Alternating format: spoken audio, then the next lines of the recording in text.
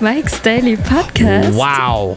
I must not have a life because I've done a podcast daily practically all week. Because I don't always do it because I get sometimes Mike's Daily Podcast. Sometimes I get distracted and I don't do the podcast and I feel bad about it. But then, you know what? That's probably a good thing because deep in your gut, you have to... Whenever... I've used the gut rhymes twice this week. I need to vary my rhymes slightly. I haven't been in a rhyming mood lately. 2000 Mike's Daily Podcast 416. That's what I mean. Cause I'm the king of rhymes, yo. Mike's That's pretty bad. Daily Remember, yo? Podcast MTV Raps. Yeah. A lot of very white people said yo for the first time when they were talking about that wonderful television show back in the late 80s, early 90s on MTV. Remember the other one? What was that other one? 90 minutes or 48 minutes or something? 68 minutes? It was the alternative block of alternative music. Your Depeche Mode and who else was big at that time? The Jim and Doe, John Doe, X. That was the name of the band, X. All those wonderful bands that got played in the late 80s, early 90s on MTV. And my early radio job that I had in the late 80s, it was required that I was supposed to go over to this teletype machine that all it did was print news stories on this very large piece of paper. The paper would just come out like toilet paper. Well, it wasn't. Imagine like a roll of toilet paper, like a ticker tape, like just constantly printing out stuff. Only it wasn't toilet paper because you can't really print on toilet paper. But it was this really normal type paper, and you'd rip it off, you'd rip and read. That's what they said. And here's today's podcast picture. So the story would print, it'd go like the size of a normal piece of paper, and then you'd rip it off and you could read it on the air. Before the internet. So in the room where this teletype machine was, and it would just be all the time, I was required to rip and put on these jagged pieces of very, oh my gosh, now that I think about it, how completely unsafe it was. Nails in the reverse direction, the pointy part out. You would put, that's right, Basil, you would put the piece of paper, you'd put it, you'd spike it, you'd impale it on this nail under the correct category. So there was sports, entertainment, news, world, local, etc. That was the late great Basil the Boxer just then.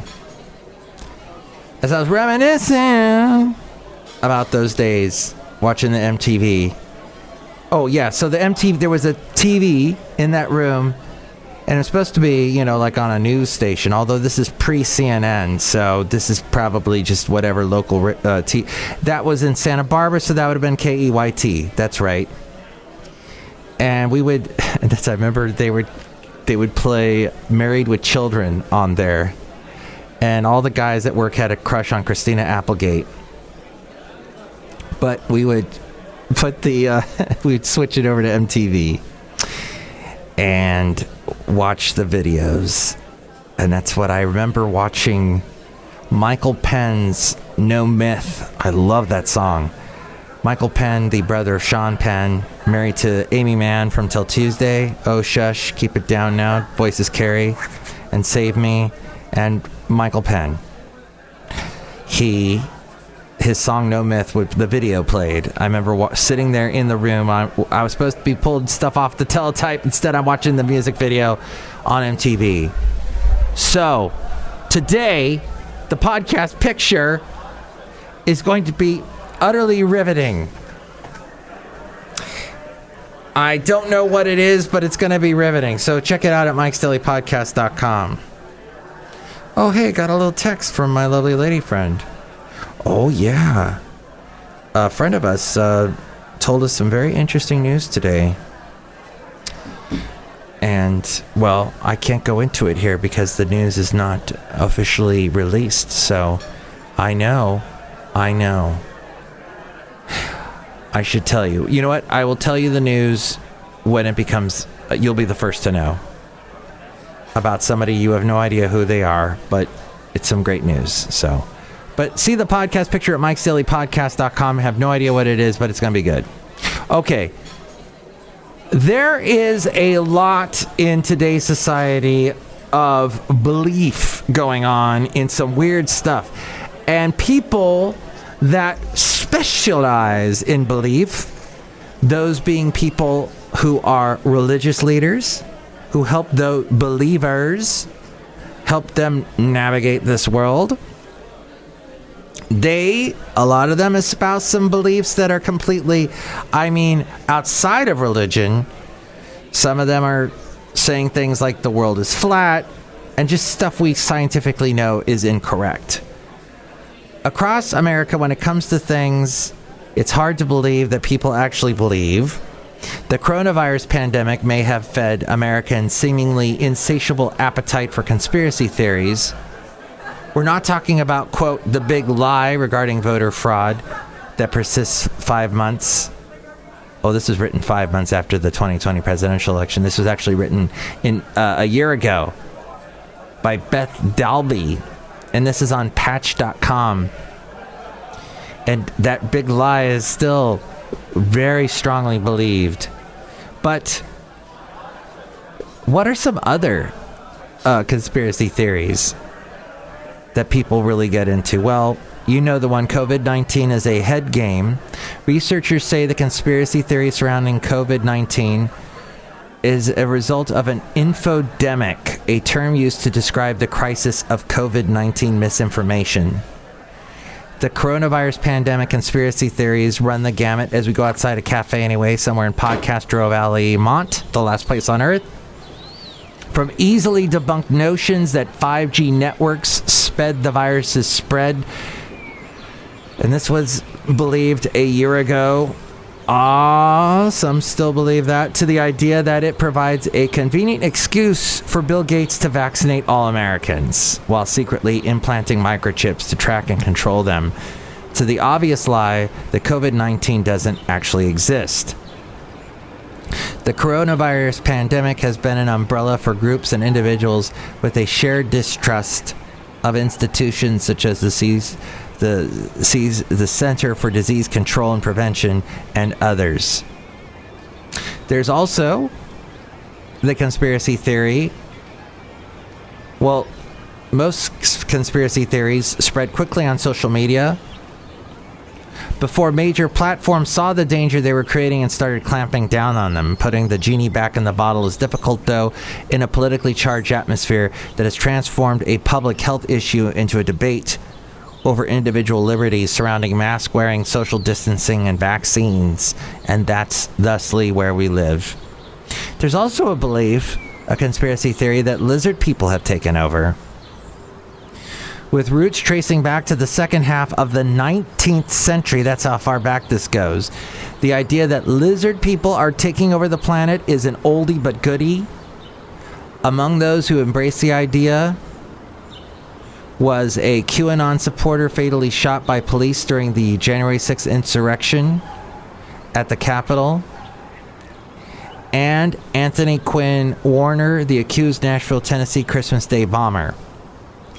NBC News called such theories a very old trope with disturbing links to anti-immigrant and anti-Semitic hostilities dating back to the 19th century. Old New World Order theory. That's been around a while. According to anti-government extremists subscribing to the New World Order conspiracy theory since the 90s, because I've been hearing that since the 90s, we're already doomed by schemes of a diabolically clever and unscrupulous secret organization to bring about the downfall of the United States, the last bastion of freedom. And you might be saying, oh, that's crazy, but look how long that's lasted. And you know what? It's going to continue. These beliefs, unfortunately, they ain't going away. This was written a year ago, and these beliefs are still around. According to the Anti-Defamation League, through repressive measures as well as manufactured crises such as terrorist attacks and pandemics, the globalist conspirators seek to eliminate dissent and to disarm Americans so that the New World Order can move in and enslave them. New World Order conspiracists also commonly believe that hundreds of concentration camps have been built in the U.S., ready to house deserters and dissenters, that the government will declare martial law, possibly on a pretext such as responding to a terrorist attack, and that the government will engage in mass gun confiscations. Also, there's a conspiracy theory about black helicopter blades. How exactly did the architects of this coup gain control with a fleet of stealthy black helicopters? The operators of such ominous aircrafts haven't been cunning enough to escape detection, though, and they've been presented as evidence in grainy images that look as if they were taken from a first-generation flip phone camera. Stealthy black helicopters are, of course, real. The U.S. government just doesn't like to talk about its stealthy black helicopters because the U.S. government wants its black helicopters to remain stealthy. Experts are confident the pieces of helicopter left behind at the compound where Osama bin Laden was killed in 2011 are from a stealth version of the Black Hawk helicopters. According to the Army Times, the aircraft had been modified to reduce noise and heat and to escape radar detection. Tupac isn't really dead, is another belief. The moon landing was faked. Chemtrails are government poison. I know a lot of people that believe that. A research group at Harvard University gets a slew of questions about chemtrails, plumes in the sky that are supposedly similar to contrails, except they carry poison to sterilize and reduce the life expectancy of humans. They are there to control our minds and subject us all to wacky weather. The chemical weather.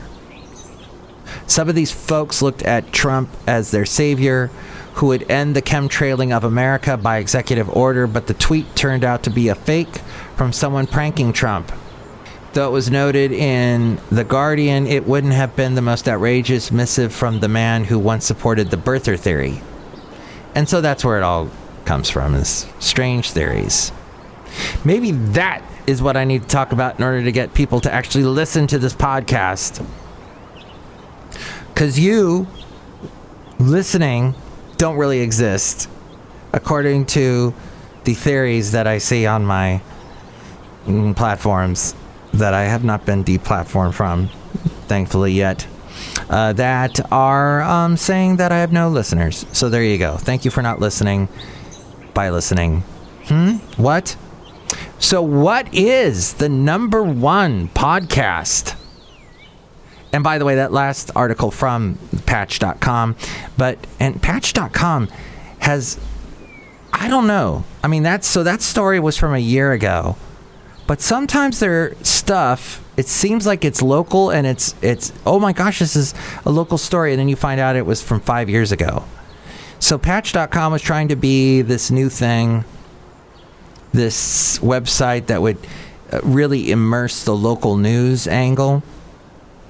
And it's been around for a while. I remember seeing it 10 years ago. In fact, I got a Patch bumper sticker from somewhere. Oh, yeah, it was in Podcastro Valley at that fall festival that we used to do. I think it got canceled last year. Well, maybe it'll be back this year. And yes, Patch.com, I guess, is still around. I don't know if it got as big as they thought it was going to get, but I remember they tried to get a lot of local people to write for it, and apparently they got a bunch of liberals to write for it, because apparently those are the only people that don't believe in conspiracy theories are liberals. That's what I sometimes get from my conservative friends. But here's an interesting thought, that if I did want to actually get some podcast listeners, the number one podcast is one about true crime. Very Scary People seems to be the most listened to podcast. Then comes another one called Morbid, a true crime podcast. Wow. Those seem to be the biggest ones. Crime Junkie, Dateline NBC. Isn't that a TV show? Why would you listen to the podcast? Just watch You're listening to something that you could just watch on TV. I don't get it. And then there's The Daily. That's gotten so popular. It's now a radio show on quite a few public radio stations. The Thing About Pam, that is an NBC News podcast. Looks like another crime-oriented one. Gosh, crime just seems to be the number. This according to toppodcast.com. Then you've got a comedy podcast at number 7. Dana Carvey and David Spade doing a podcast together called Fly on the Wall. So people like a little bit of comedy. Jason Bateman, Sean Hayes, and Will Arnett do one together called Smartless. And then it looks like there's a sports one, another conspiracy theorist one, a religious one about Catholic, from the Catholic faith.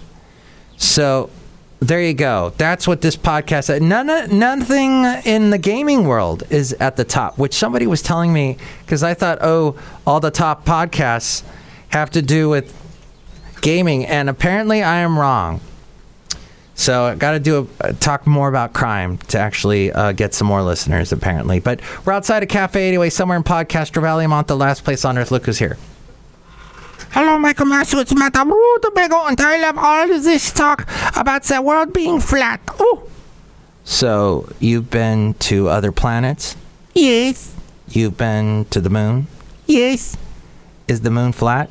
No. Okay, but it looks flat from where I stand. So, therefore, it must be flat. But sometimes it is black, and then I can't see it. That's when it's, and then sometimes there's a little bit of light, and it's a crescent. See, this should be an astronomy podcast, and then I would have more listeners. Look who else is here. Hello there, Mike. This is Valentino, the parking attendant. And it's Bison Bentley. Do you know that? Mike, this has been a fascinating podcast day. Yeah, fascinating podcast. What's a teletype? Do you know that? Teletypes. Teletype, little thing. It types, it's on its own. It's like a little typewriter, but it's printing on its own. It's kind of scary. And that's the end of this podcast. Next podcast, it'll be the wonderful Chely Shoehart, Floyd the Floorman, John Deere the engineer. You can tell me what you think about anything we covered today. 336MM Daily. 3 + 3 = 6. MM as in Mike Matthews Daily, as in what this podcast tries to be. Sometimes gets interrupted, but not lately for some apparent reason. So we'll see how long this lasts. But you can chime in, and for more ways, you can reach me over here. Mike's Daily Podcast is written and produced and performed by Mike Matthews. His podcast is super easy to find. Download or listen to his show and read his blog at mikesdailypodcast.com. Email Mike now at mikesdailypodcast@gmail.com. See you tomorrow. Bye!